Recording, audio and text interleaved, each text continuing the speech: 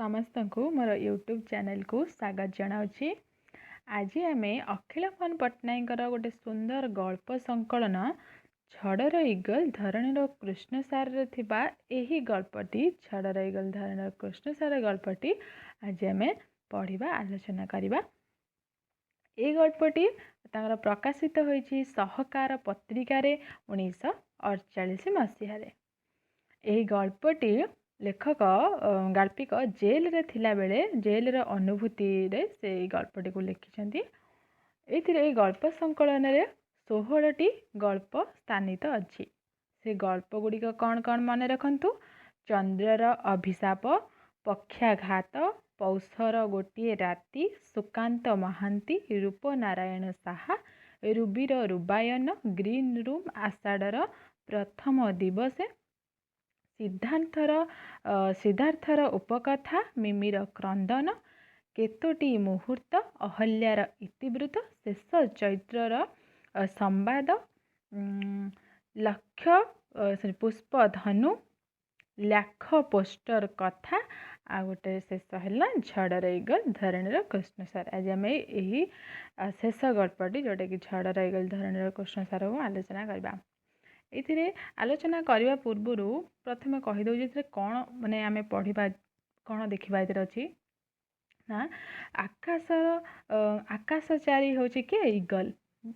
Eagle ଆକାଶଚାରୀ କିନ୍ତୁ କିଏ? ତୃଣଭୋଜୀ ଗୋଟେ ନିରୀହ ଧରଣୀର କୃଷ୍ଣସାର ମଧ୍ୟରେ ଥିବା ନିବିଡ଼ ପ୍ରେମ ଆଉ ଅବିଶ୍ୱାସ ଯୋଗ୍ୟ ହେଲେ ମଧ୍ୟ ସେ ନିବିଡ଼ ପ୍ରେମଟି ଅବିଶ୍ୱାସ ଯୋଗ୍ୟ ହେଲେ ମଧ୍ୟ ଲେଖକ ଉଭୟଙ୍କ ସମ୍ପର୍କକୁ ଗଳ୍ପରେ ରୂପ ଦେଇଛନ୍ତି।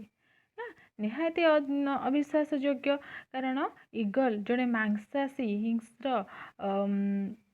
ପକ୍ଷୀଟିଏ, କିନ୍ତୁ ଇଗଲ ଯେ ଧରଣୀର କୃଷ୍ଣସାର ଯିଏକି ତୃଣଭୋଜୀ ପ୍ରାଣୀଟିଏ, ନିରୀହ ପ୍ରାଣୀଟିଏ, ତ ତାଙ୍କ ଭିତରେ ଭଲ ପାଇବାଟା କେମିତି ହେଉଛି, ତ ସେଇଟା ଆଜି ଆମେ ଏଇ ଗଳ୍ପରେ ପଢ଼ିବା।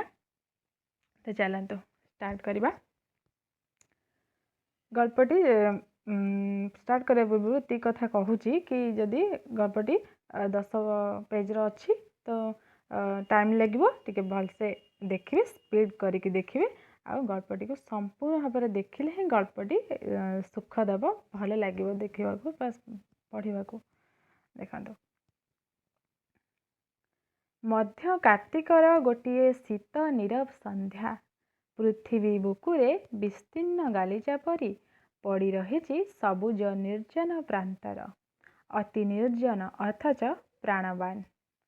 ଏଇ କ'ଣ ଏଠି ଲେଖକ ଲେଖୁଛନ୍ତି, ଗାଳ୍ପିକ କେତେ ସୁନ୍ଦର ପ୍ରକୃତିର ଦୃଶ୍ୟ ଏଠି ବର୍ଣ୍ଣନା କରିଛନ୍ତି ନା। ମଧ୍ୟ କାର୍ତ୍ତିକ ମାସ, ଶୀତ ନୀରବର ସନ୍ଧ୍ୟାଟିଏ, ସେଥିରେ ପୃଥିବୀ ବୁକୁରେ କ'ଣ ହେଇଛି? ବିସ୍ତୀର୍ଣ୍ଣ ଗାଲିଚା ନା, ବିସ୍ତୀର୍ଣ୍ଣ ଗାଲିଚା, ସେ ହେଉଛି ସବୁଜ ନିର୍ଜନ ପ୍ରାନ୍ତର, ଅତି ନିର୍ଜନ କିନ୍ତୁ ପ୍ରାଣବାନ ଅଥଚ ପ୍ରାଣବାନ।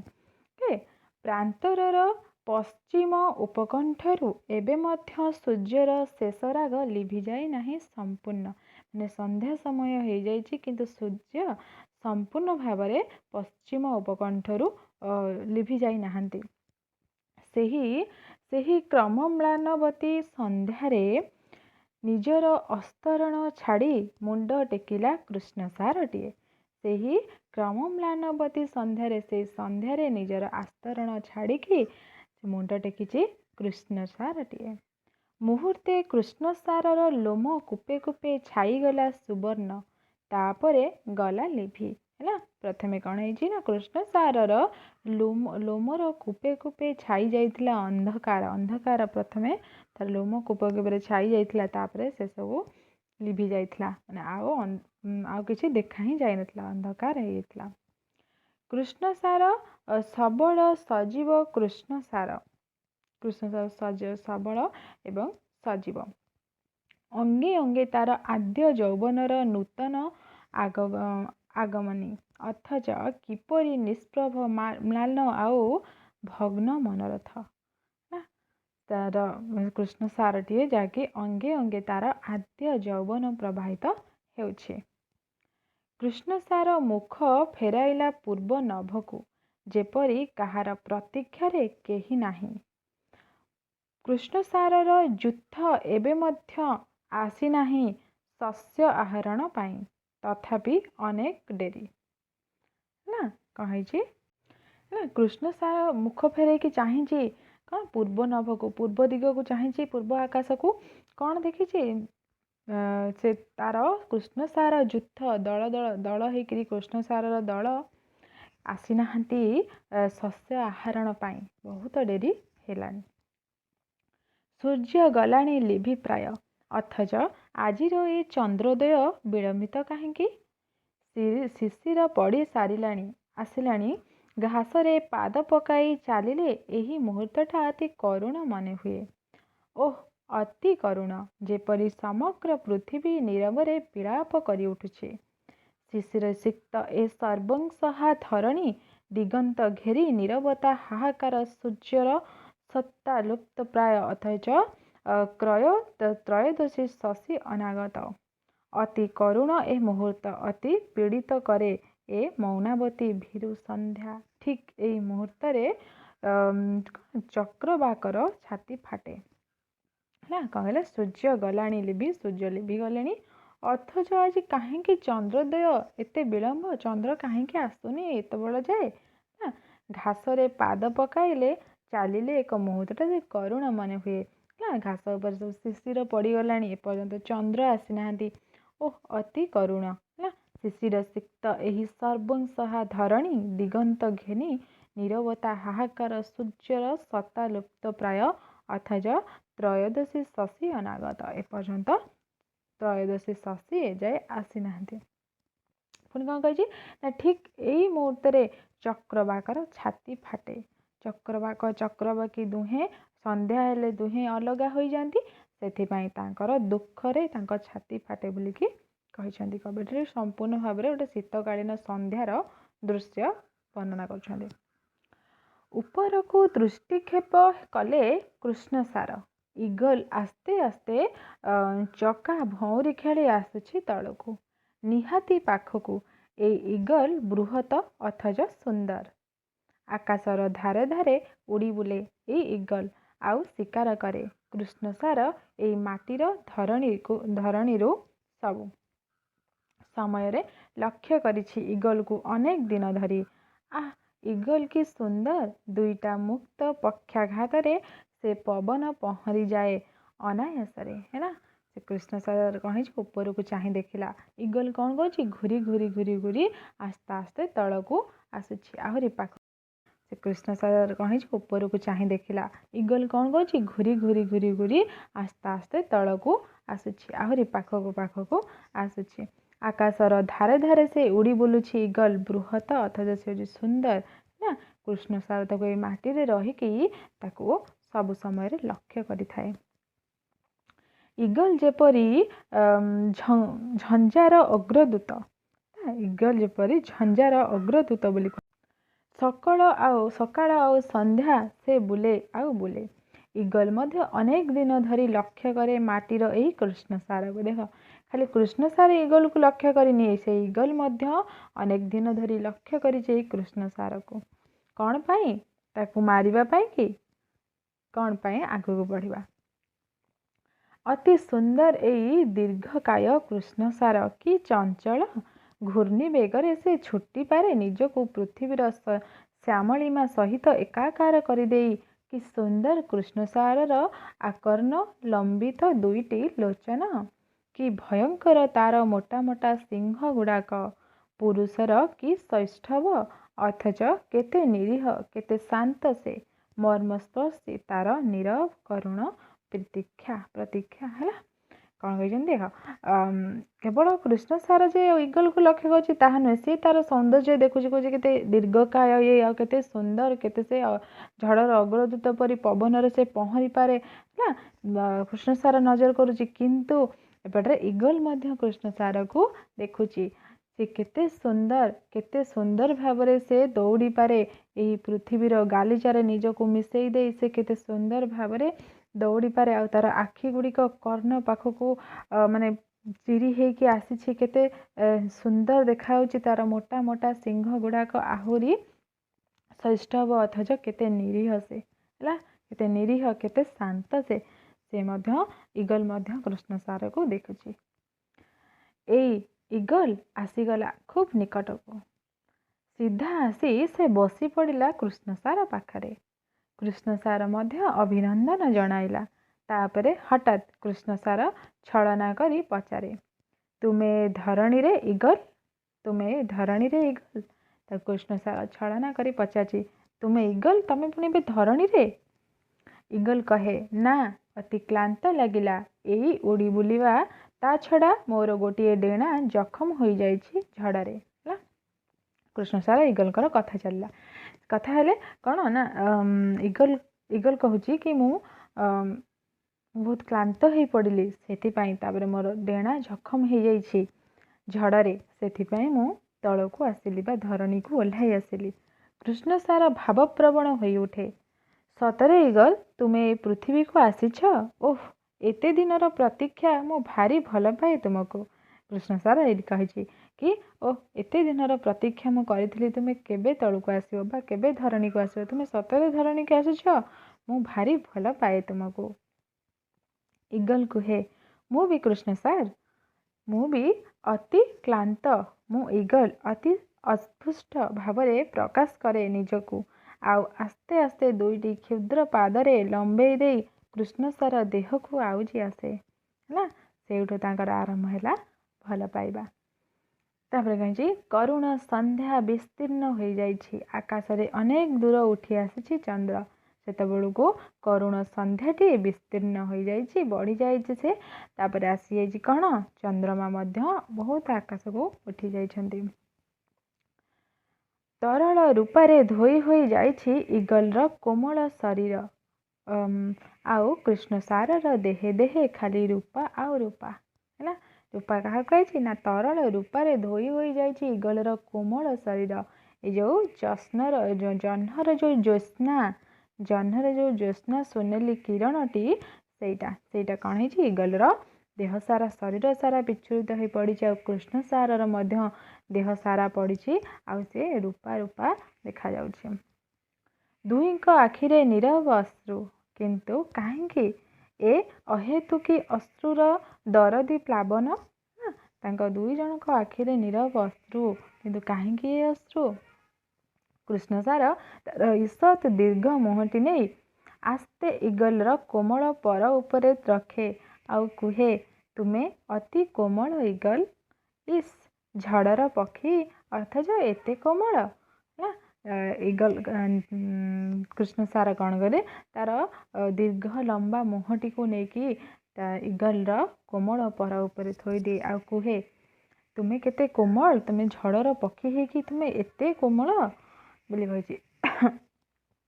ଇଗଲ ତୃପ୍ତିରେ ଚକ୍ଷୁ ତାରକା ଦୁଇଟି କ୍ଷୁଦ୍ରିତ କରି ଆଣେ। କେବଳ କିଛି ଦିନ ବିତିଯାଏ ହେଲା। ଇଗଲ କ'ଣ କରେ ନା, ତୃପ୍ତିରେ, ମାନେ ଯେମିତି ସେ ତୃପ୍ତି ପାଇଗଲା, ସବୁ ଶାନ୍ତି ପାଇଗଲା, ସେମିତି ଭାବରେ ସେ ଚକ୍ଷୁ ଦୁଇଟିକୁ ମୁଦ୍ରିତ କରିଦିଏ, ବୁଜିଦିଏ, ଆଖି ବୁଜିଦିଏ। କିଛି ଦିନ ଏହିପରି ବିତିଗଲା। କୃଷ୍ଣ ସାର ପଚାରେ, ତୁମେ ଆଗରୁ କେବେ ପୃଥିବୀକୁ ଆସିଥିଲ? କୃଷ୍ଣ ସାର ତାକୁ ପଚାରୁଛନ୍ତି, ତୁମେ ଆଗରୁ କ'ଣ କେବେ ପୃଥିବୀକୁ ଆସିଥିଲ? ଇଗଲ କୁହେ, ଅନେକ ଥର ଆସିଛି, ଅନେକ ଥର।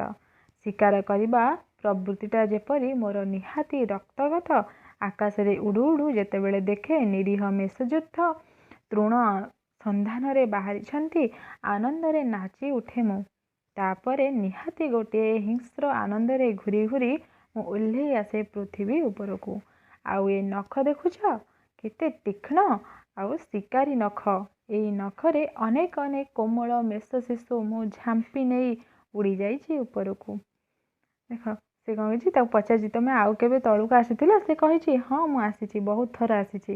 ଯେତେବେଳେ ମେଷ ଛୁଆ ଗୁଡ଼ିକ ବାହାରନ୍ତି, ସମସ୍ତେ କ'ଣ ଘାସ ଖାଇବା ପାଇଁ, ଖାଦ୍ୟ ଆହାର ସଂଗ୍ରହରେ ବାହାରିଥାନ୍ତି, ସେତେବେଳେ ମୁଁ ବହୁତ ଆନନ୍ଦିତ ହେଇ ନାଚି ଯାଇକି ଘୁରି ଘୁରିକି ଆନନ୍ଦରେ ଆସିକି ସେଇ ମେଷଯୂଥରୁ ସେଇ ଛୁଆ ଗୁଡ଼ିକୁ ମୁଁ ଝାମ୍ପିକି ନେଇଯାଇଥାଏ। ସେଇ ପାହାଡ଼, ଇଗଲ ଆଉ କହିପାରିଲା ନାହିଁ। ସେ କହିବାକୁ ଯାଉଥିଲା କି ସେଇ ପାହାଡ଼ ଉପରେ ସେ ନେଇକି ତାଙ୍କୁ କ'ଣ ତାଙ୍କୁ ମାରିକି ଖାଏ ବୋଲିକି, କିନ୍ତୁ ଇଗଲ ଆଉ କିଛି କହିପାରିନି। କେବଳ ଆଖି ଦୁଇଟାକୁ ଧୀରେ ଧୀରେ ଛୋଟ କରି ଆଣି ଅନେଇ ରହିଲା ସେହି ପାହାଡ଼ର ଚୂଡ଼ାକୁ। ତୁଙ୍ଗ ଗିରି ଚୂଡ଼ା, ତା ଉପରେ ନୀଳ ଆକାଶର ଧୂସର ବାଦଲ ଲହଡ଼ା ମାରୁଛି। କୃଷ୍ଣସାର ବି ଅନେଇ ରହେ ସ୍ଥିର ଦୃଷ୍ଟିରେ। କିଛି ସମୟ ପରେ କୃଷ୍ଣସାର ପ୍ରକୃତିସ୍ଥ ହୋଇ ପଚାରେ, ତାପରେ ତାପରେ ତାପରେ ଇଗଲ ସିନା ଚୁପ୍ ହେଇଗଲା, କିନ୍ତୁ କୃଷ୍ଣସାର ଜାଣିବାର ଆଗ୍ରହ, ତ ତାକୁ ସେ ପଚାରୁଛି କି ତାପରେ ତାପରେ କ'ଣ ହେଲା। ଇଗଲ ପ୍ରକୃତିସ୍ଥ ହୁଏ। ଇଗଲ ଆଉ କିଛି କହିପାରେ ନାହିଁ, ନିସ୍ତବ୍ଧ ହେଇଯାଏ ସେ। ତାପରେ ମୁଁ ସେହି ନିର୍ବୋଧ ନିରୀହ ମେଷ ଶିଶୁକୁ ନେଇ ଉଡ଼ିଯାଏ ସେହି ପାହାଡ଼ର ଚୂଡ଼ାକୁ। ଏହି ନଖରେ ସେମାନଙ୍କର ଛାତି ଚିରି ସେମାନଙ୍କର ଉଷ୍ମ ରକ୍ତ ସ୍ରୋତରେ ନିଜର ଥଣ୍ଟ ବୁଡ଼ାଇ ଦେଇ ଆକଣ୍ଠ ପାନ କରେ। ଭାରି ଭଲ ଲାଗେ। ସେମାନଙ୍କର ଲୁଣି ଲହୁ ବଡ଼ ତୃପ୍ତି ଦିଏ।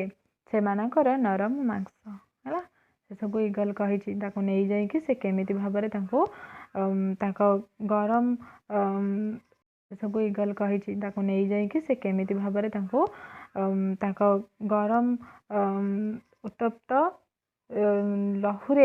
ଲହୁରେ ସେ ତୃପ୍ତି ପାଏ। ତ ନରମ ମାଂସ ଖାଇକି ସେ ଆତ୍ମତୃପ୍ତି କରେ। ତ ସେଇଟା ସେ କହିଛି। ତାପରେ କହିଛି, ଉତ୍ତେଜିତ ହୋଇ ଉଠେ ଇଗଲ। କିପରି ଗୋଟିଏ ହିଂସ୍ର ଆନନ୍ଦରେ ତାର ପରଗୁଡ଼ାକ ଫୁଲି ଉଠନ୍ତି ଭୟାନକ ଭାବରେ। ବିସ୍ଫୋରିତ ଆଖି ଦୁଇଟାରେ ସେ ଚାହିଁ ରହେ କେବଳ। ହେଲା, ତାର ଏସବୁ କଥା ଯେତେବେଳେ ସେ କହି ପକାଏ, ସେତେବେଳେ ସେ ଗୋଟେ ହିଂସ୍ର ପ୍ରକାର ଦେଖାଯାଏ, ହିଂସ୍ର ହୋଇ ଉଠେ। ଅଥଚ ନିରୀହ କୃଷ୍ଣସାର ଆଶ୍ୱସ୍ତିର ନିଶ୍ୱାସ ନିଏ, ଯେପରି ସେ ଅନୁଭବ କରିପାରୁନାହିଁ, ସମର୍ଥନ କରିପାରୁନାହିଁ ଏ ହିଂସ୍ର ଆନନ୍ଦ। ତଳକୁ ଅନାଏ। ତଳେ ସବୁଜ ତୃଣର ମଦୁଆ ଗନ୍ଧ, ମାଟିର ମାତାଲ ନିଶା। ଏ ପୃଥିବୀ, ଓଃ, କୃଷ୍ଣସାର କେତେ ଭଲ ପାଏ ଏ ପୃଥିବୀକୁ। କୃଷ୍ଣସାର ହସେ, ଛଳନା କରେ। ତାହାହେଲେ ଏଥର ତମେ ବୋଧହୁଏ ଶିକାର କରିବାକୁ ଆସିଥିଲ ମୋତେ। ହେଲା, କୃଷ୍ଣସାର ତାକୁ ଛଳନାରେ ପଚାରୁଛି କି ତାହେଲେ ତୁମେ ବୋଧେ ମୋତେ ଶିକାର କରିବା ଉଦ୍ଦେଶ୍ୟରେ ଆସିଥିଲ। ଦୁଃଖ କରେ ଇଗଲ। ଇଗଲ କିନ୍ତୁ ଦୁଃଖିତ ହେଇଯାଏ। ତା ଆଖିରେ ଜମି ଆସେ ବିନ୍ଦୁ ବିନ୍ଦୁ ଅଶ୍ରୁ। ଛି କୃଷ୍ଣସାର, ଏତେ ଅମଙ୍ଗଳ କଥା କହିବନି ଆଉ କେବେ। ମୁଁ ତୁମକୁ ଭଲ ପାଏ। ମୁଁ ତୁମ ପାଖକୁ ଆସିଥିଲି ଆତ୍ମନିବେଦିତା, ଠିକ୍ ଝାଳରେ ଆହତ ଭୀରୁ କପୋତୀ ପରି। ହେଲା, କହିଛି। ସେ ପଚାରିଛି ସେତେବେଳେ ଇଗଲ କ'ଣ କହିଛି ନା, ଛି କୃଷ୍ଣସାର, ଏତେ ଅମଙ୍ଗଳ କଥା କୁହ ନାହିଁ। ମୁଁ ତୁମକୁ ଭଲ ପାଏ, ଆଉ ମୁଁ ଆସିଥିଲି ମୋର ଆତ୍ମନିବେଦିତା, ଠିକ୍ ଝଡ଼ର ଆହତ ଭୀରୁ କପୋତୀ ପରି ତୁମ ପାଖକୁ ଆଶ୍ରୟ ପାଇଁ। ତା ଛଡ଼ା କୃଷ୍ଣସାର, ତୁମେ କେଡ଼େ ସୁନ୍ଦର, କେଡ଼େ ଶକ୍ତ, ତୁମର ମାଂସପେଶୀ କି କ୍ଷିପ୍ର, ତୁମର ଗତି ଆଉ କି ଚଞ୍ଚଳ, ତୁମର ଦୁଇଟା ଚପଳ ଚତୁର ନୟନ। ତୁମର ଶିକାର ମୋର କ୍ଷମତା କାହିଁକି କଳ୍ପନାରେ ବି ବାହାରେ। ମୁଁ ତୁମ ପାଖରେ ପରାଜିତା। ହେଲା, କହିଛି ତୁମେ କେତେ ଦୀର୍ଘ, କେତେ ବଡ଼, ତୁମେ କେତେ ଶକ୍ତ, ତୁମର ଏ ମାଂସ ପେଶୀ କି କ୍ଷିପ୍ର ଗତିରେ ତୁମେ ଦୌଡ଼ି ପାର। ହେଲା, ତୁମର ଏଇ ଦୁଇ ଚଞ୍ଚଳ ନୟନ, ମୁଁ ତୁମ ପାଖରେ ହାରିଯାଇଛି। ମୋର ସେ କ୍ଷମତା ନାହିଁ ତୁମକୁ ଶିକାର କରିବା ପାଇଁ। କୃଷ୍ଣସାର ତାର ନର ମୁହଁରେ ଇଗଲର ଲୁହ ପୋଛି ଦିଏ। ଏକା ସାଙ୍ଗରେ ରହନ୍ତି ଇଗଲ ଓ କୃଷ୍ଣସାର। ହେଲା, ଦୁଇ ଜଣ ଏକା ସହିତ ରହିଥାନ୍ତି। ସ୍ନେହର ପୀଡ଼ାରେ ପରସ୍ପର ନିକଟକୁ ନିକଟତର ହୋଇ ଆସନ୍ତି। କୃଷ୍ଣସାର ଆଉଁସି ଦିଏ ଇଗଲର କୋମଳ ପର, ଆଉ ଇଗଲ ଫୁଲି ଫୁଲି କାନ୍ଦେ କେବଳ କୃଷ୍ଣସାରର ଏ ଅନହୂତି ସ୍ନେହରେ। ଇଗଲ କେବଳ ମର୍ମେ ମର୍ମେ ଅନୁଭବ କରେ ଏ ନିବିଡ଼ ସାନ୍ଦ୍ର ସ୍ନେହ। ଲୋମ କୂପେ କୂପେ ସେ ରୋମାଞ୍ଚିତ ହୁଏ। ଭଲ ପାଇବାର ଯେ କେତେ ଶକ୍ତି ରହିଛି। ଦେଖନ୍ତୁ, ଗୋଟେ ହିଂସ୍ରର ମନରେ ଭଲ ପାଇବା ଜାଗ୍ରତ ହେଇଛି। ଗୋଟେ ନିରୀହ, ତାର ଖାଦ୍ୟ କହିବାକୁ ଗଲେ, ତାର ସେ ଖାଦ୍ୟ ପ୍ରତି, ତଥାପି ସେ ତାକୁ କେତେ ଭଲ ପାଉଛି। ଖାଇବା ତ ଦୂରର କଥା, ତାକୁ ସେ ହିଂସ୍ରତା ଦୃଷ୍ଟିରେ ମଧ୍ୟ କେବେ ଦେଖିନାହିଁ। ତା ପାଖରେ ସେ ପରାଜିତ ହେଇଯାଇଛି। ଆଶ୍ରୟ ନେବା ପାଇଁ ତା କତିକି ସେ ଓହ୍ଲେଇ ଆସିଛି ନା। ତାପରେ କ'ଣ ହେଇଛି, କେବେ କେଉଁ କରୁଣ ଅପରାହ୍ନରେ କୃଷ୍ଣସାର କହେ, ଇଗଲ ତୁମେ ସହିପାରିବନି ମୋର ଏ ସ୍ନେହ। ହେଲା, କୃଷ୍ଣସାର କହିଛି, ଇଗଲ ତୁମେ ସହିପାରିବନି ମୋର ଏ ସ୍ନେହ। ମୁଁ ତୁମକୁ ଏତେ ସ୍ନେହ କରିବି, ଏତେ ସ୍ନେହ କରେ, ତୁମେ ତାକୁ ସହ୍ୟ କରିପାରିବନି। ଇଗଲ କେବଳ ନୀରବ ରହେ, ଆଖିରେ ସେହି ଅହେତୁକୀ ଅଶ୍ରୁ। ଇଗଲ କେବଳ କାନ୍ଦି ପକାଏ, ଲୁହ ଆସିଯାଏ ତାର ଆଖିରେ। ତାର କୃଷ୍ଣସାର ପାଖରୁ ସେ ଏତେ ସ୍ନେହ, ଏତେ ଭଲ ପାଇବା ପାଇବ ବୋଲିକି, ପାଇଛି ବୋଲିକି ସେ ଖୁସିରେ ତା ଆଖିରେ ଅଶ୍ରୁ ଆସିଯାଏ। ଇଗଲର ଯୁଦ୍ଧ ଆସି ଆକାଶ ଛାଇ ଦିଅନ୍ତି, ଝଡ଼ର ପାଞ୍ଚଜନ୍ୟ ନିଦାନ କରି ଆପେ ଆପେ ହସନ୍ତି ଆଉ ବିଦ୍ରୂପ କରନ୍ତି ଧରଣୀର ଇଗଲକୁ। କୁହନ୍ତି, ଆଶ୍ଚର୍ଯ୍ୟ, ଝଡ଼ର ଇଗଲ ପୁଣି ଯାଇ ପୃଥିବୀର କୃଷ୍ଣସାରର ଭୁଜବଲ୍ଲରୀ ଭିତରେ। ହାୟ, ମାଂସାଶୀ ଇଗଲ ପୁଣି ଯାଇ କୃଷ୍ଣସାର ସହିତ ତୃଣଭୋଗ। ହେଲା, ତାର ଯେଉଁ ଇଗଲର ଯେଉଁ ଯୁଦ୍ଧ, ତାର ଇଗଲର ସାଙ୍ଗସାଥି ଯେଉଁ ମେଳ ଆସିଥାନ୍ତି, ସେମାନେ ଆସିକି ସେଠି ଆକାଶରେ ଛାଇ ହେଇକି, କ'ଣ ଛାଇ କରି ପକାନ୍ତି ଆକାଶରେ ଉଡ଼ି ଉଡ଼ିକି, ଆଉ ଇଗଲକୁ ଦେଖିକି ପରିହାସ କରନ୍ତି, ବିଦ୍ରୂପ କରି କୁହନ୍ତି, ଆଶ୍ଚର୍ଯ୍ୟକର କଥା କି ଝଡ଼ର ଇଗଲ ପୁଣି ଯାଇକି ପୃଥିବୀର କୃଷ୍ଣସାର ସାଙ୍ଗରେ ତୃଣ ଭୁକୁଛି, ମାନେ ତୃଣ କୁ ନିଜର ଭୋଜ୍ୟ କରୁଛି କହିକିରି ସେମାନେ ତାଚ୍ଛଲ୍ୟ କରନ୍ତି, ହସନ୍ତି ତାଙ୍କ ଇଗଲ ଉପରେ। ବିଦ୍ରୂପର ଶ୍ଲେଷ ଅତୀତ ହୋଇଯାଇଛି। ନାଚି ନାଚି ଆସନ୍ତି ଶସ୍ୟ କାଙ୍ଗାଳ କୃଷ୍ଣସାର ଯୁଦ୍ଧ ସବୁଜ ପୃଥିବୀ ଉପରେ। ବିଦ୍ରୂପ କରନ୍ତି କୃଷ୍ଣସାରକୁ। ହେଲା, ଯେତେବେଳେ ଇଗଲ ମାନେ ଆସିକିରି କ'ଣ ଇଗଲ ଯୁଦ୍ଧ ଆସିକିରି ଇଗଲକୁ ତୁଚ୍ଛ କରୁଥିଲେ କି ତୁ ହିଂସ୍ର ହେଇକି, ତୁ ମାଂସାଶୀ ହେଇକି ତୁ ଯାଇକି ସେଇ ମୃଗ ସାଙ୍ଗରେ ତୁ ସେଇ କୃଷ୍ଣସାର ପାଖରେ ରହି ତୃଣଭକ୍ଷଣ କଲୁଣି ବା ତୃଣ ମାଟିରେ ରହିଲୁଣି, ତ ସେ ତାକୁ ତାଚ୍ଛଲ୍ୟ କରି କୁହନ୍ତି। ଏଠି ସେମିତି କୃଷ୍ଣସାରର ଯୁଦ୍ଧ ନା, ମୃଗଯୁଦ୍ଧ ମାନେ ଆସିକି ମଧ୍ୟ କ'ଣ କରିଛନ୍ତି ନା, ଏଇ କୃଷ୍ଣସାରକୁ ସେ ବିଦ୍ରୂପ କରିଛନ୍ତି। କ'ଣ କହିଛନ୍ତି, ବେଳେ ବେଳେ ସହାନୁଭୂତିର ସ୍ୱରରେ କହନ୍ତି, ହାୟ କୃଷ୍ଣସାର, ଅକଣ୍ଠ ଚିତ୍ତରେ ତୁମେ ଢାଳି ଦେଇଛ ତୁମର ଭଲ ପାଇବା, ନିଃଶେଷ କରିଦେଇଛ ତୁମର ଶକ୍ତି, ତୁମର ପ୍ରତିଭା, ତୁମର ଯୌବନ ଗୋଟିଏ ମଶାଣି ଆଲୁଅ ପଛରେ।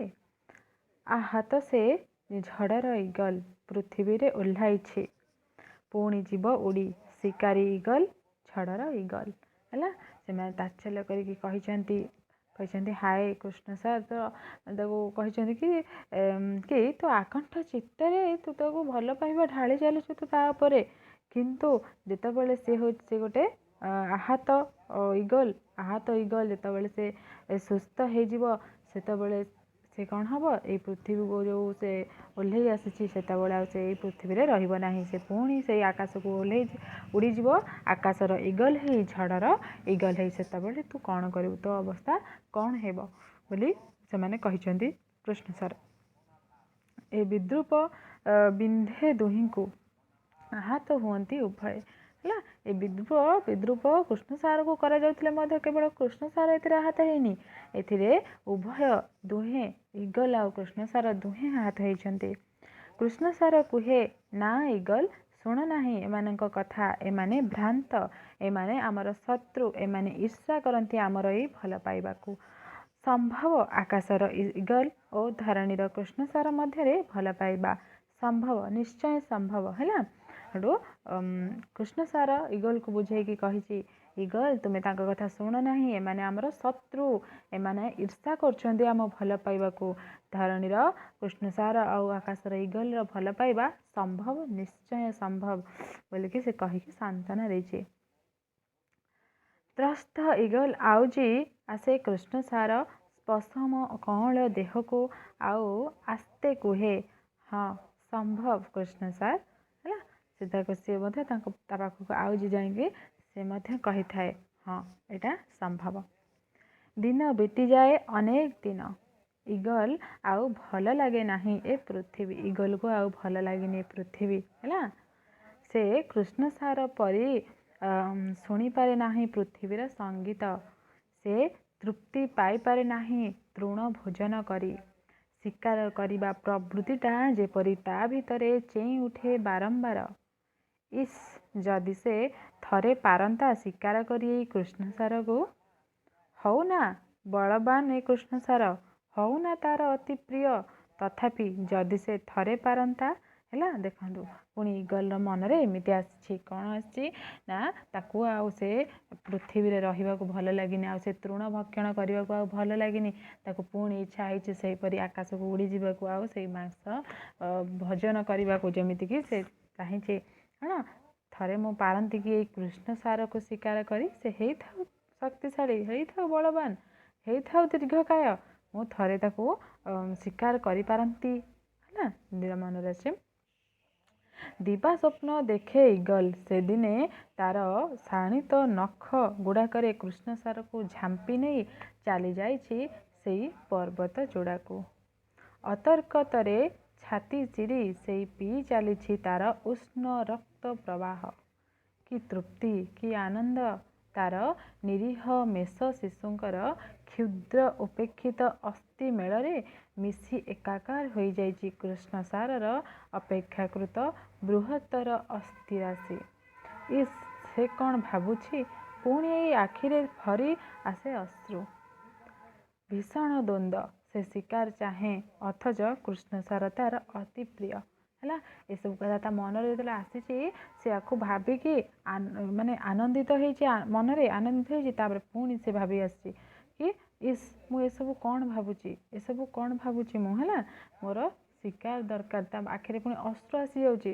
ତାପରେ ସେ ପୁଣି କହୁଛି, ଯେହେତୁ ସେ ଜଣେ ମାଂସାଶୀ ନା, ତ ମାଂସାଶୀ ସହିତ ମାନେ ବନ୍ଧୁତା କରିଛି ବା ଭଲ ପାଇଛି, ତ ତାର ପ୍ରବୃତ୍ତିଟା ସେମିତି ଜାଗ୍ରତ ହେଇଯାଉଛି। ତାପରେ ଶେଷରେ ସେ ନିଜକୁ ଅଟକେଇଛି କି ମୋର ଶିକାର ଦରକାର, କିନ୍ତୁ ମୁଁ କ'ଣ, ମୁଁ କୃଷ୍ଣସାରକୁ ଭଲ ପାଏ, ସେ ମୋର ଅତି ପ୍ରିୟ, ମୁଁ ତାକୁ କେମିତି ଶିକାର କରିପାରିବି। ଦିନେ ହଠାତ୍ ଇଗଲ କୁହେ, କୃଷ୍ଣସାର, ତମେ ଚାଲିବାକୁ ଖୁବ୍ କଷ୍ଟ ହେଲାଣି, ମୋତେ ଚାଲିବାକୁ ଖୁବ୍ କଷ୍ଟ ହେଲାଣି। ଦେଖୁନାହଁ ମୋର ଗୋଡ଼ ଗୁଡ଼ାକ କେଡ଼େ କ୍ଷୀର୍ଣ୍ଣ, କେଡ଼େ ଶୀର୍ଣ୍ଣ, କିନ୍ତୁ ମୋର ଡେଣା ଖୁବ୍ ଶକ୍ତ। ହେଲା, ସେ କହିଛି କି କୃଷ୍ଣସାର, ମୋତେ ଚାଲିବାକୁ କଷ୍ଟ ହେଲାଣି, ମୋ ଗୋଡ଼ ଗୁଡ଼ିକ ଶୀର୍ଣ୍ଣ ଦୁର୍ବଳ, କିନ୍ତୁ ମୋ ଡେଣା ଗୁଡ଼ିକ ଶକ୍ତ, ମୁଁ ଡେଣାରେ ଉଡ଼ିପାରେ। ତ ସେଥିପାଇଁ ମୋ ଗୋଡ଼ ମାନେ ମୋତେ ଆଉ ଚାଲିବା ପାଇଁ ଶକ୍ତି ଦେଉନାହିଁ। ହେଲା, ଶକ୍ତି ନାହିଁ। କୃଷ୍ଣସାର ହସି ହସି କୁହେ, ଭୟ କର ନାହିଁ ଇଗଲ, ମୋର ପିଠିରେ ବସ, ମୁଁ ତୁମକୁ ବହି ନେଇ ଯାଇ ପାରିବି ଚିରଜୀବନ। ହେଲା, ଦେଖନ୍ତୁ ତାଙ୍କ ଭଲ ପାଇବା କୃଷ୍ଣସାର କେତେ କୋମଳ, କେତେ ନିରୀହ ଭାବରେ ସେ କହିଛି। କ'ଣ ନା, ତୁମେ ମୋ ପିଠିରେ ବସ, ମୁଁ ତୁମକୁ ସାରା ଜୀବନ ଏହିପରି ବହିକି ଯାଇପାରିବି, ମୁଁ ତୁମକୁ ନେଇ ଯାଇପାରିବି ଏଇ ମୋର ଅତି ପ୍ରିୟ ଶିଳାରାଶି ଭିତରେ, ମୁଁ ତୁମକୁ ନେଇ ଡେଇଁ ଯାଇପାରିବି ଯେକୌଣସି ପ୍ରଶସ୍ତ ଝରଣା। ହେଲା, ତୁମ ପିଠିରେ ବସ, ମୁଁ ତୁମକୁ ଯେକୌଣସି କ'ଣ ତୁମକୁ ନେଇ ଯାଇପାରିବି ମୋର ଏଇ ଅତି ପ୍ରିୟର ଶିଳାରାଶି ଭିତରେ, ପାହାଡ଼ ଭିତରେ ମୁଁ ତୁମକୁ ନେଇକି ବହିକି ନେଇ ଯାଇପାରିବି, ଝରଣାକୁ ମଧ୍ୟ ତୁମକୁ ବହିକିରି ମୁଁ ଡେଇଁ ପାରିବି। ହେଲା, ତୁମେ ମୋ ପିଠିରେ ବସ। ଘୃଣାରେ ଇଗଲର ନାସିକା କୁଞ୍ଚିତ ହୋଇଆସେ। ହେଲା, ଇଗଲ କିନ୍ତୁ ଘୃଣାରେ ତା ନାକ ମାନେ କୁଞ୍ଚିତ ହେଇଆସେ। ହେଲା, ଘୃଣା କରି ବସେ ସେ ହଠାତ୍। କ'ଣ ପାଇଁ ନା, ସେ କାହା ଉପରେ ନିର୍ଭର କରି ଚଳିପାରିବ ନାହିଁ, ସେ ବଞ୍ଚିପାରିବ ନାହିଁ ପରାଙ୍ଗ ପୁଷ୍ଟ ହୋଇ। ହେଲା, ସେ ମାନେ ଘୃଣା ଆସେ କୃଷ୍ଣସାରର ଏଇ କଥା ଶୁଣିକି। ସେ ଚାହେଁ ସେ କାହା ଉପରେ ବି ନିର୍ଭର କରିକି ବଞ୍ଚିପାରିବନି। ହେଲା, ପରାଙ୍ଗ ପୁଷ୍ଟ ହେଇକିରି ପର ଅଙ୍ଗକୁ ଆଶ୍ରୟ କରିକି ସେ କେବେ ବି ବଞ୍ଚିପାରିବନି ବୋଲି ଇଗଲର ଧାରଣା। ତାକୁ ଉଡ଼ିଯିବାକୁ ହେବ, ସେ ଝଡ଼ର ଇଗଲ, ଶିକାରୀ ଇଗଲ। ହେଲା, ତା ମନରେ ବାର ବାର ଆସିଗଲାଣି ଏବେ କି ସେ ଜଣେ ଝଡ଼ର ଇଗଲ, ସେ ଶିକାରୀ ଇଗଲ, ସେ କେବେ ବି ପୃଥିବୀରେ ରହିପାରିବ ନାହିଁ, ସେ ଆକାଶକୁ ଉଡ଼ିଯିବ। ଇଗଲ କୁହେ, ଛି, କ'ଣ ଭାବିବେ ସମସ୍ତେ, ତୁମର ପକ୍ଷ ନାହିଁ ମୁଁ ଜାଣେ, କିନ୍ତୁ ଯଦି ଉଡ଼ିବାକୁ ଚାହଁ ଆସ, ମୋର ମଧ୍ୟ ଅଛି ଅଶେଷ ଶକ୍ତି, ମୁଁ ତୁମକୁ ମୋ ପକ୍ଷ ପୁଟରେ ନେଇଯିବି। ସେଠୁ ଇଗଲ ତାପରେ ମନକୁ ବୁଝେଇକି କୁହେ କି ଛି, ତୁମେ କ'ଣ କହୁଛ? ହେଲା, ଲୋକେ ସମସ୍ତେ କ'ଣ ଭାବିବେ, तुम्हें मो डेणारे भी सेतिकी शक्ति अच्छी तुम्हें जदि उड़ीबा को चाहूच तुम्हें मो मो मो ऊपर बस मु तुमको उड़े नहीं जीवी आम उड़ीबा दुहे आकाश रे कि सुंदर से सुनील आकाश मिशीजा गोटे बिंदु होई तापरे आसीबो झड़ आउ से झड़र मद पीवा उभय है कि चल तुम्हें तुम्हें मो सहित चल आम से सुनील आकाश गोटे बिंदु होकर मिशीजा आउ तापर झड़ आसो से झड़र मद पीवा आम उभय है कृष्ण सार कहे ना ए धरणी रे रहिबा इगल कि सुंदर ए सबुज धरणी महुआ ए माटीर गंध ए पहाड़र विचित्र शिलाराशि स्वच्छ झरणार पानी कि चमत्कार ए धरणीर संगीत है कृष्ण सार को किंतु धरणी भल लगे है से किंतु चाहे ना आकाश को उड़ीबा को आउ इगल को मध्य धरणी भल लगुला किंतु वर्तमान कौन है निज स्वभाव को से आसी जाइए कि आकाश भल लगे आउ धरणीर से जो जमी कृष्ण सार शुणी पारुची से धरणीर संगीत तार मधुआ बास्ना किंतु इगल आउ से धरणीर मधुआ बास्ना पाउनी ना धरणीर संगीत शुणी पारुनी से चाहे से झड़ को उड़ी जावाक से झड़र मादक से चाखा चाहे हाय इगल सहित कृष्ण सार उड़ी पारे नहीं बा कृष्ण सार सहित इगल चली पारे नहीं है सत कथा यहाँ कि इगल सहित कृष्ण सार केवे उड़ी पारिबनी ना कृष्ण सार सहित इगल केवे भी चली पारिबो नाही एतिकी गपटा को टेबुल उपरे पकई दे जाइथिली बाहर को फेरिला बेल को प्राय संध्या आसी घरर स्विचटा को जलाई दिए तो काउच उपरे हाथ रे गपटा को धरी बसी रही सुजाता एवं आसीगले से जो गाल्पिक लेखुले गल्प तो तांकर सुजाता के से तांकर बांधवी तो से आसी बसी से गल्प को धरिकी सुजाता मु आश्चर्य हो गली एका बेलके यही सुजाता जे मो पाखक रागरे आउ घृणारे घर को आसवा दूरे थाउ चिट्ठी मध्य दिए नाही सही सुजाता पुणी एठी पुणी मोर अनुपस्थित रे सुजाता कहे एटा तार अभिमान से दूररू रही मते अनुभव करने को चाहे सुजाता कौन कहे ना यहाँ हूँ मो अभिमान मु दूर रे रही तुमको अनुभव करने को चाहे किंतु कि क्रूर ए अभिमान कि निष्ठुर ए सचेतन अवहेला छाड़ है ये जो अभिमान कि निष्ठुर आ कि निष्ठुर ए सचेतन अवहेला तार कहीकि छाड़ निजर भावना को गोपन रखी हठात हसी दे कहली चा खाइब सुजाता सुजाता हाँ चा पीलारू मुह फेराई सुजाता कहला तो तापरे लेखक केबे आपणकर कृष्ण सार उड़ी शिखिब बा इगल चाली शिखिब है से सुजाता से टेबुल पर थुआईदुआ से गल्पटीर ताको पढ़ी तो पचारि पुणी गाल्पिक को कि केबे तुमर से कृष्ण सार उड़ी शिखिब उड़ी शिखिले तो से इगल सहित रही पारिबो ना आउ केबे तुमर से कृष्ण इगल चाली शिखिब कृष्ण सार सहित चाली शिखिले से कृष्ण सार सहित रही पारिबो मु कहिली ना से माने सेहीपरि रहीजिबे तिर्यक दृष्टि फेराई सुजाता कहला इगल रो मनोवृत्ति आपण लक्ष्य करिसथि एई केते दिन धरी हैला से पचारिछि कौन ना इगल रो मनोवृत्ति एबे केमिति प्रकार हे गलानी आपण लक्ष्य करिसेंती किछि दिन धरी संक्षेपरे कहली प्रयोजन नाही है तथापि कहूछि मु इगल रो हिंस्र प्रवृत्ति अनेकटा मरी आसिलानी मु अनेक समय नीरव थिली से कहते कि इगल रो हिंस्र प्रवृत्ति अनेकटा मरी आसिलानी मु अनेक समय से नीरव थिले कवि लेखक है खाली चा कप थोई दे से चलीगला बेलू केवल कहला अन्याय हम लेखक से माने परस्पर को एते भल पाउथिले तार अंततः गोटे किसी समाधान आपणकर करवा उचित है गपटी को जो अधा लेखि छाड़ी देइचंती तो से सुजाता को कहते कि अन्याय हो से दुई जन को एते भल पाउथिले ए आर निश्चय गोटे किसी समाधान करवा उचित हुए तो देवी मु कहली सुजाता गला बेले केवल कहीगले आशा करे समाधान करेंगे है सुजाता गोटे जिद ए गपर समाधान हेउ बोली ताको अधारू छाड़ नहीं पुणी गपटा को ବଢ଼ାଇବାକୁ ବସିଲି। ସୁଜାତାଙ୍କ କଥାରେ ପୁଣି ଗାଳ୍ପିକ କ'ଣ କରିଛନ୍ତି, ଗଳ୍ପକୁ ଆଗକୁ ବଢ଼େଇଛନ୍ତି। ତାପରେ ଆଉ ପାରିଲା ନାହିଁ ଇଗଲ। ଶିକାର ପ୍ରବୃତ୍ତି ତା ଭିତରେ ଚେଇଁ ଉଠିଲା ବାରମ୍ବାର। ହେଲା, ଇଗଲ ଆଉ ପାରିଲା ନାହିଁ କୃଷ୍ଣ ସାର୍ ସହିତ ପ୍ରତ୍ୟେକ ଦିନ ସେଇ ଧରଣୀରେ ରହିକି କ'ଣ ନା ତୃଣ ଖାଇବା ପାଇଁ। ତାକୁ ଶିକାର ପ୍ରବୃତ୍ତିଟି ତାର ଚେଇଁ ଉଠିଲା ବାରମ୍ବାର। ତାକୁ ଯିବାକୁ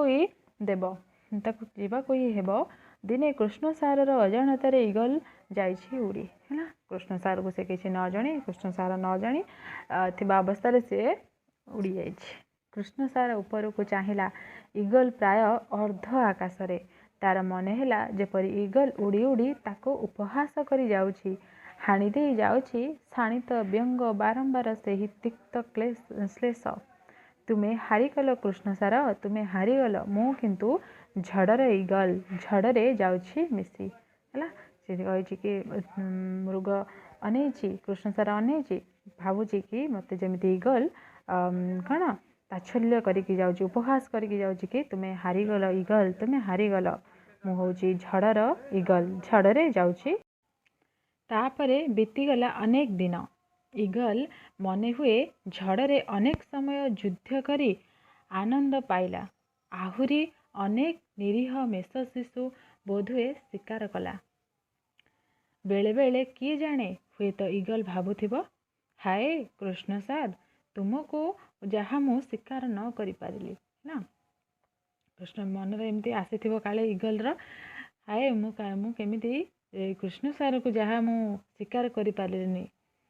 ହେଲା, ଇଗଲ ପୁଣି ଦିନେ କ୍ଳାନ୍ତ ହୋଇ ପଡ଼ିଲା। ଧରଣୀର ସବୁଜିମା ଯେପରି ତାକୁ ହାତ ଠାରି ଇଗଲ ଇସାରା କଲା। ଝଡ଼ର ଇଗଲ, ଝଡ଼ ଭିତରେ ସବୁ ମିଳିପାରେ ନାହିଁ, ତୁମେ ଫେରି ଆସ। ହେଲା, ଯେମିତି କୃଷ୍ଣ ସାର ସବୁବେଳେ ତାକୁ ଧରଣୀରେ ଅଟକେଇ ରଖିବାକୁ ଚାହୁଁଥିଲା। ଧରଣୀର ଏଇ ମଧୁଆ ବାସ୍ନା, ମଧୁଆ ଗନ୍ଧ ଆଉ ଏଇ ଶସ୍ୟ ଶ୍ୟାମଳା ଆମର ଏଇ ଧରଣୀରେ ତୁମେ ରହିଯାଅ ନା ଇଗଲ, କୃଷ୍ଣ ସାର ସବୁବେଳେ ତାକୁ କୁହେ। କିନ୍ତୁ ସେଇ ଧରଣୀ କେବେ ବି ଇଗଲକୁ ଭଲ ଲାଗିନି। କେବଳ ତାକୁ କୃଷ୍ଣ ସାର ଭଲ ଲାଗୁଥିଲା ବୋଲି ସେ ଆସି ଧରଣୀରେ ରହିଥିଲା। ଯେତେବେଳେ ତାର ନିଜର ପ୍ରକୃତି ମନେ ପଡ଼ିଯାଇଛି, ସେତେବେଳେ ସେ କୃଷ୍ଣ ସାରକୁ ଧରଣୀରେ ଛାଡ଼ି ଦେଇ ଚାଲି ଯାଇଛି ସେଇ ଝଡ଼ର ଇଗଲ, ଝଡ଼ରେ ଉଡ଼ିବାକୁ। ପୁଣି କ'ଣ ହେଇଛି, ଇଗଲ ଓହ୍ଲାଇଲା ଧରଣୀକୁ। ପୁଣି ସେଇ ତାକୁ ଲାଗିଲା କି ଧରଣୀ ଯେମିତି ତାକୁ ଡାକୁଛି। ଇଗଲ ପୁଣି ଧରଣୀକୁ ଓହ୍ଲାଇଲା, କିନ୍ତୁ କୃଷ୍ଣ ସାର ସେତେବେଳକୁ ଯାଇଛି ମରି।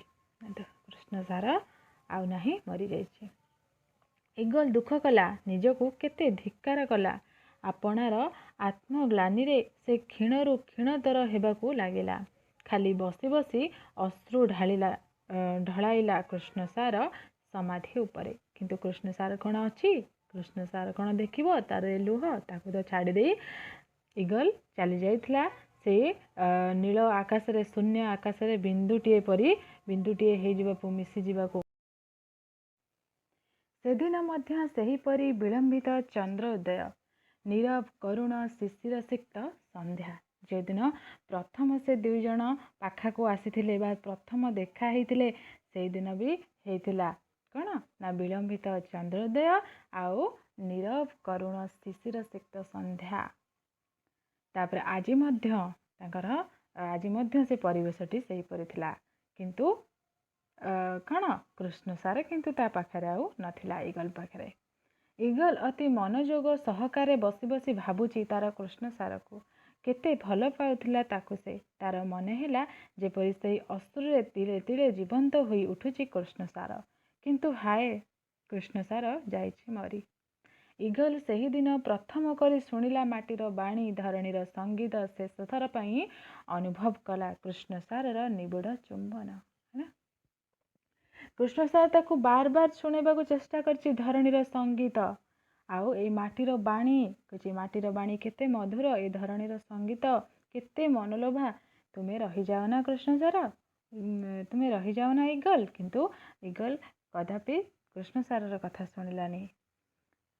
ତାପରେ କ'ଣ ହେଇଛି, ସେ କିନ୍ତୁ ଶେଷ ଥର ପାଇଁ ଏବେ କୃଷ୍ଣ ସାର ଯେତେବେଳେ ତା ସହିତ ନାହିଁ, ସେ ସେତେବେଳେ କିନ୍ତୁ ଧରଣୀର ଏଇ संगीत शुणी पारी माटीर बाणी शुणी पारी माटीर जो मधुआ गंध ताको से अनुभव करि पारिछि आ कृष्णसार निबिड़ चुंबन को से अनुभव करिछि किंतु ठीक सही मुहूर्त एक सुंदर श्रेष्ठवान्वित कृष्णसार आस्ते आस्ते पलटि जाइछि फसिल माटीर केउं निभृत स्तर रे दीर्घ दुर्बोध्य देवदारू चूड़ारे क्षीण बंकिम शशिलेखा जेपरी स्थिर हो जाइछि मुहूर्तक पाई है ईगल पाई जेमिति कौन है ना चंद्र जेमिति शशि जेमिति कौन है शशिलेखा एमती स्थिर हो जाइछि मुहूर्तक पाई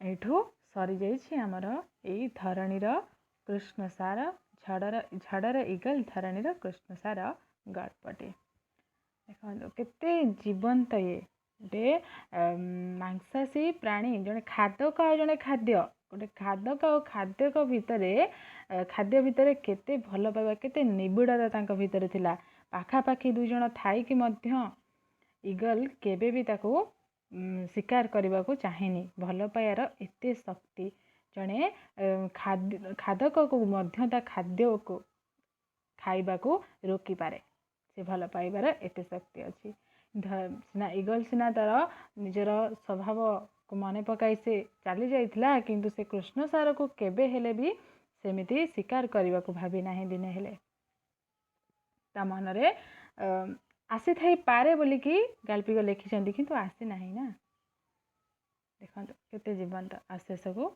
अश्रुल मध्य जदि आपण मानू गल्पटी भल लगी मो पढ़ाइबा शैली भल लगुथो ताले निश्चय गोटे लाइक करेंगे आउ चैनल को सब्सक्राइब करदेवे एमती बहुत सुंदर सुंदर गल्प आम पढ़ा आउ अन्य पाठ्य वस्तु सब आलोचना करवा।